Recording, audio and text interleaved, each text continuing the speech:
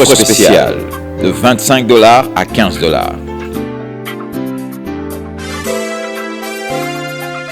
Livre du pasteur Emmanuel Diko. Les 7 points de contact. Comment faire parler le sang de Jésus-Christ.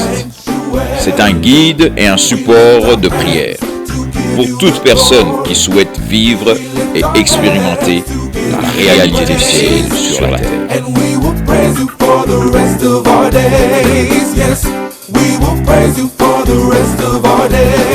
Bienvenue mesdames et messieurs dans votre émission Vivre les réalités du ciel sur la terre. Je me présente, je suis le pasteur André et nous avons comme règle d'or sur ce plateau que Jésus-Christ est Seigneur et la parole de Dieu est l'autorité finale. Alors, aujourd'hui, nous voulons commencer un nouveau sujet. Nous voulons aborder ce sujet qui est l'un des plus importants dans ce qui est de vivre la réalité du ciel sur la terre. Voici que Jésus-Christ, lorsqu'il est venu sur cette terre, nous a apporté un tout nouveau concept. Il est vrai que ce principe est utilisé dans l'Ancien Testament, mais il ne nous avait pas donné les principes, la progression, ou si vous voulez, le procédé, comment cela fonctionne. Et c'est de ça que nous allons parler aujourd'hui et les semaines qui suivent, les jours qui suivent. Alors, je vais vous emmener calmement dans la Bible. N'oubliez pas, dans cette émission, il te faut un bic, un bloc-notes et ta Bible en papier. Je n'arrêterai pas de vous encourager d'avoir une Bible en papier car cela est très important, non seulement pour toi-même, mais aussi pour les personnes qui les impriment. Parce que si nous arrêtons d'acheter les Bibles en papier, les imprimeurs vont arrêter d'imprimer ces Bibles. Et s'ils arrêtent d'imprimer ces Bibles, voici que nous tombons dans le piège de la technologie. Parce que c'est bien beau d'avoir votre Bible dans votre téléphone, sur votre tablette, mais sachez une chose, que si les propriétaires de ces téléphones, les maisons qui fabriquent ces téléphones, les maisons qui contrôlent vos réseaux, le jour où ils décideront, parce que ce système, c'est le système du diable. Ce système est encouragé par le diable. Donc, ce qui fait que si votre tablette ou autre chose sont faites par des gens qui ne sont pas nés de nouveau, le jour où les gens décideront que la Bible ne soit plus présentée dans leur tablette ou dans leur téléphone, vous risquez de vous trouver en plein dans le piège de l'ennemi. Voilà pourquoi le pasteur André vous encourage à toujours acheter vos Bibles en papier. Alléluia.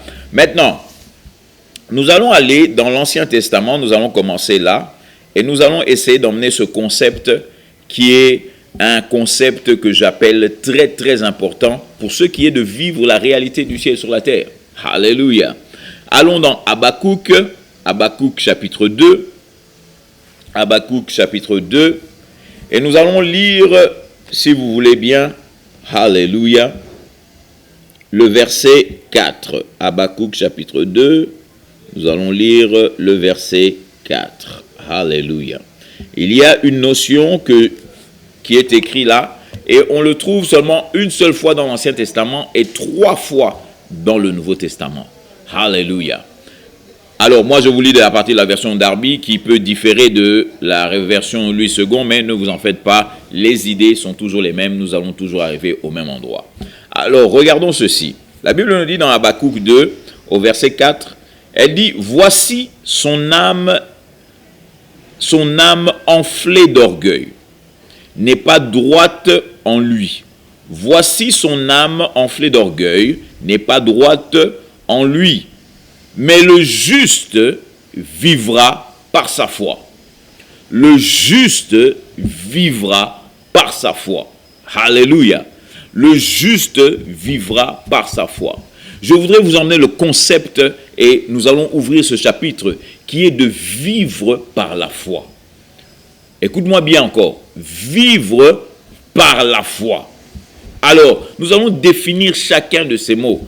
Car, vous savez, dans la chrétienté, il y a certains mots, à force de trop les utiliser, nous sommes arrivés à croire que ces mots-là veulent dire des choses qu'elles ne veulent pas dire. Alléluia. Et surtout, bibliquement parlant. Alors, ici, nous voyons, c'est l'histoire de Habakkuk. Habakkuk était un prophète de Dieu. Et voici que Habakkuk a vu certaines réalités qui se passaient.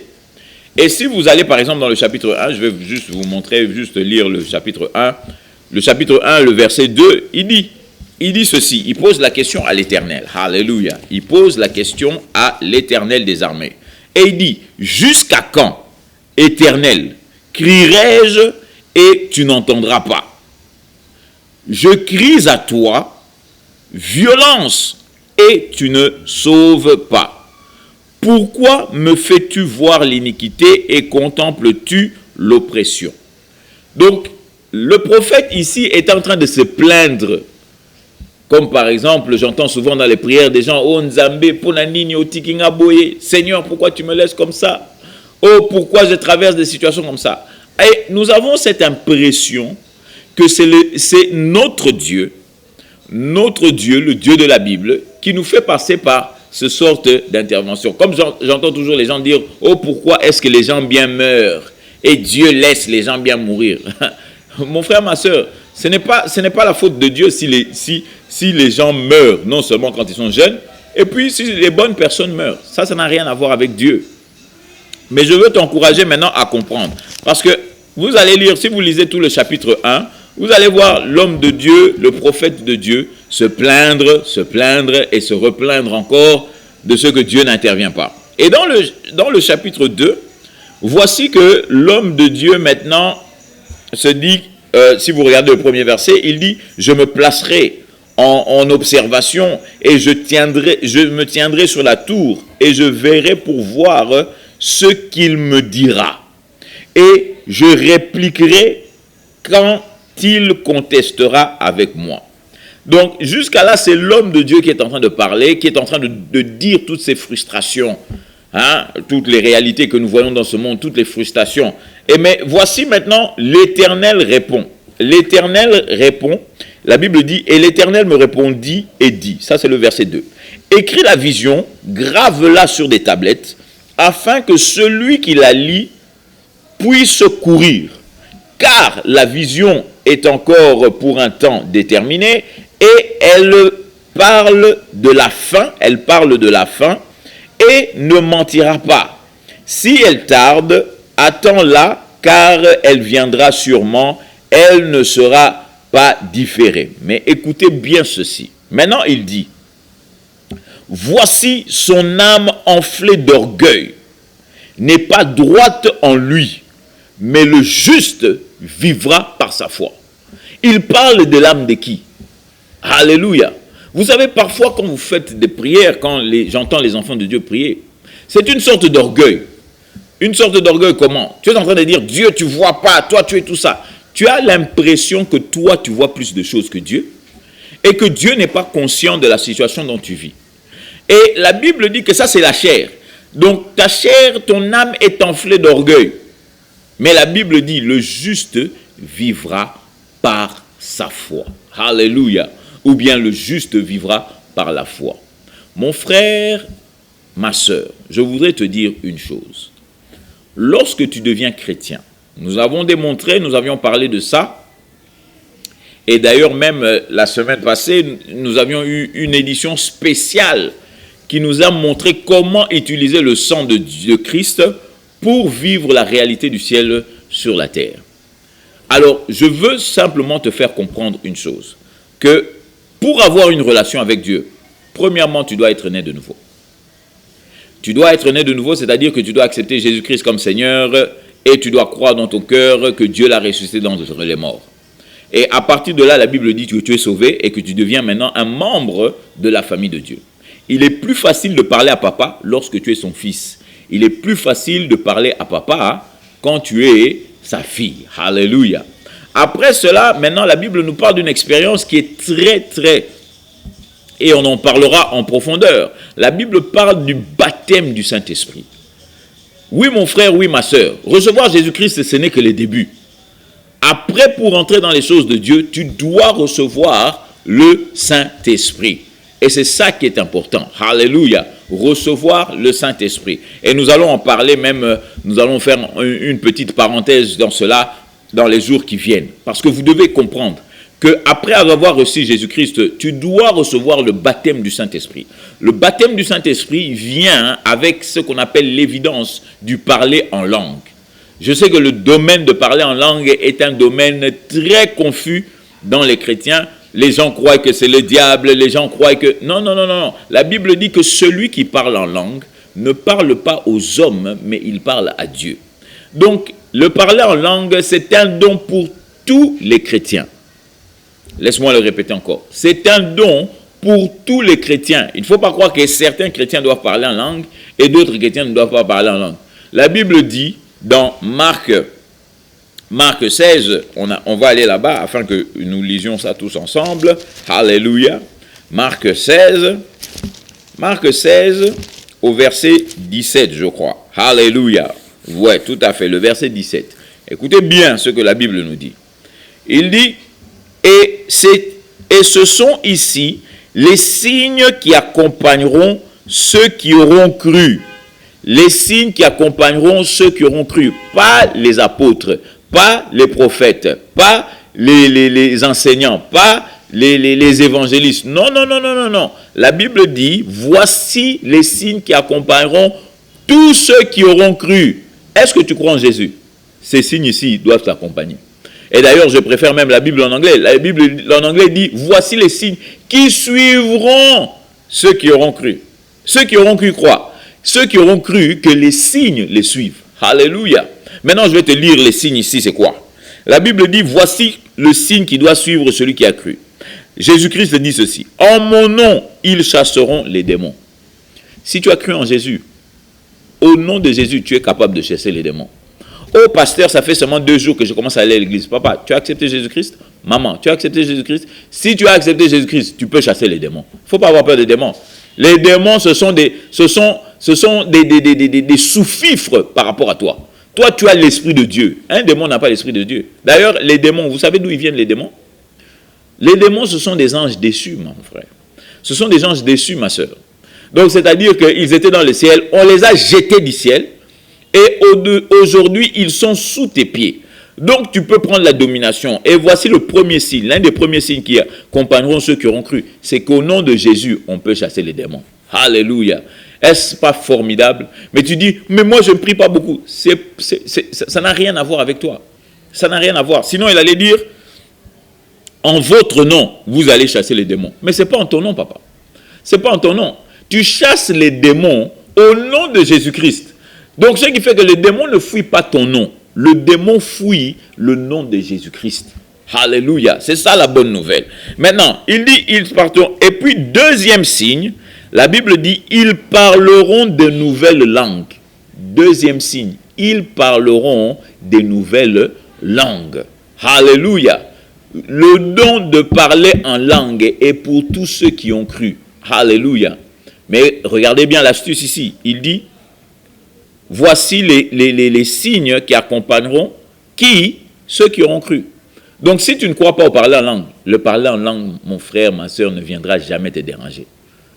Il ne faut pas dire parce que, oh, comme moi je ne crois pas. Non, les autres vont parler en langue. Pourquoi? Parce qu'ils croient au parler en langue. Toi, si tu ne parles pas en langue, c'est simplement parce que tu n'y crois pas. Et la Bible dit que ces signes-là suivront seulement les gens qui auront cru. Donc ne crois pas parce que, comme toi tu ne crois pas, les parler en langue n'existent pas. Non, non, non, non, non, non. Le parler en langue suit celui qui a cru. Si toi tu n'y crois pas, ça ne te suivra pas. Alléluia. Mais n'empêche que le parler en langue, c'est pour ton propre bénéfice. C'est pour toi. C'est pour ton bien, surtout dans la vie spirituelle. La personne qui parle en langue rentre à un accès dans le surnaturel. La Bible dit que celui qui parle en langue, le diable ne comprend même pas ce que tu dis. Il n'y a que toi et Dieu. En d'autres termes, il n'y a que ton esprit et l'esprit de Dieu qui comprennent ce que tu es en train de dire. Est-ce que tu ne voudrais pas faire des prières comme ça? Alléluia. Tu pries pour ta maison et le diable ne sait pas à quel moment, de quoi tu parles avec Dieu. Alléluia. Oui, mon frère, oui, ma soeur, le parler en langue, c'est pour toi. Alléluia. Et puis, on peut ajouter ce qu'il y a écrit encore. Il dit, voici, ils prendront des serpents. Et quand ils prendront des serpents, c'est-à-dire que, selon la Bible, selon les Écritures, tu vas attraper des serpents. Et écoutez-moi bien. Les serpents, quand on parle de serpents, ce n'est pas seulement les animaux. Parce que l'animal là que vous voyez, le serpent, vous voyez, aujourd'hui il y a des zoologistes. Les zoologistes attrapent les serpents avec leurs mains. Donc, ce n'est pas que c'est quelque chose qui est extraordinaire. Mais ce qui est ici, c'est que le serpent représente aussi le diable. Les serpents représentent aussi les esprits méchants. Et la Bible dit, ils prendront. C'est-à-dire que même les esprits méchants, tu vas les maîtriser. Tu vas maîtriser le diable et tous ses amis. Alléluia. Amen. Et puis bon, pour finir, la Bible dit, quand ils boiront, quand ils auront bu des choses mortelles, cela ne leur nuira point. En d'autres termes, tu boiras du poison et le poison ne va rien te faire. Alléluia. Le poison ne va rien te faire. Je sais que cela peut te déranger, de dire, moi je connais plein de pasteurs qui sont morts empoisonnés. Mais ça ne change rien à la parole de Dieu. La parole de Dieu dit qu'ils prendront des poisons et qu'ils ne mourront pas. Ou bien que le poison ne leur fera pas du mal. Amen. Alléluia. Voici que notre temps de discussion d'aujourd'hui arrive déjà à sa fin. Nous allons continuer tout au long de la semaine à parler de ces choses, car la Bible a beaucoup de choses à dire en ce qui est de notre façon de régner sur la terre et surtout d'avoir la réalité du ciel sur la terre. Et je ne voudrais pas maintenant terminer cette émission sans te donner cette opportunité de recevoir Jésus-Christ comme Seigneur et Sauveur dans ta vie. Voici que la Bible déclare que Dieu a tant aimé le monde et qu'il l'a donné afin que quiconque croit en lui ait la vie éternelle. Alléluia, c'est ça que je veux t'offrir maintenant, la vie éternelle. Romains 10 au verset 9 nous dit, si tu confesses Jésus comme Seigneur et que tu crois dans ton cœur que Dieu l'a ressuscité d'entre les morts, tu seras sauvé. Alléluia. Alors si nous le faisons maintenant, alléluia, où que tu sois, partout où tu es, dans ta chambre, maison, ou où que tu sois, même devant ton ordinateur, alléluia, nous sommes là pour dire comment recevoir Jésus-Christ. Alors tu vas prier après moi. Tu dis simplement, Seigneur mon Dieu, aujourd'hui j'ai entendu ta parole et je reconnais que tu es le Dieu Tout-Puissant. Alors, par rapport à tes Écritures, la Bible dit que si je confesse Jésus-Christ de ma bouche comme Seigneur et que je crois dans mon cœur que Dieu l'a ressuscité d'entre les morts, je serai sauvé. Alors, papa, en ce moment, je veux te confesser comme Seigneur Jésus dans ma vie. Et en même temps, je veux déclarer que je crois pleinement que tu as été ressuscité d'entre les morts par Dieu. Et la Bible me dit que si je fais ça, je suis sauvé. Alors papa, j'accepte que je suis sauvé dans le nom de Jésus. Amen. Amen mon frère, amen ma soeur. Si tu as fait cette prière avec un cœur sincère, la Bible dit que tu es sauvé. Et la Bible dit aussi que à tous ceux qui l'ont reçu, il leur a donné le droit de devenir enfants de Dieu. Alors je t'encourage maintenant, trouve une bonne église là où l'évangile est prêché et Jésus-Christ est Seigneur. Si tu n'as pas d'endroit, tu peux nous appeler sur le numéro de téléphone qu'il y a sur l'écran afin que quelqu'un rentre en contact avec toi et nous allons t'aider. Car le moment que tu vives les réalités du ciel sur la terre est arrivé dans le nom de Jésus. Alors je suis le pasteur André, vous rappelant que Jésus-Christ est Seigneur et nous allons nous revoir demain et à la prochaine.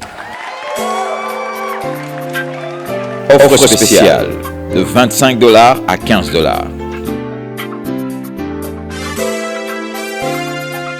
Livre du pasteur Emmanuel Dicot. Les 7 points de contact. Comment faire parler le sang de Jésus-Christ. C'est un guide et un support de prière pour toute personne qui souhaite vivre et expérimenter la réalité du ciel sur la terre.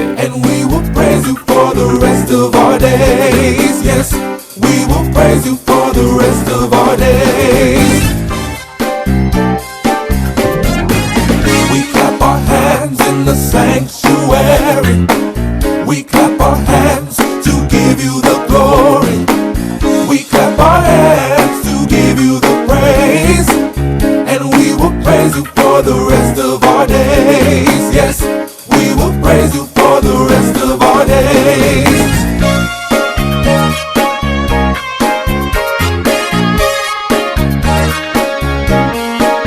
We sing a our song in the sanctuary. We sing our song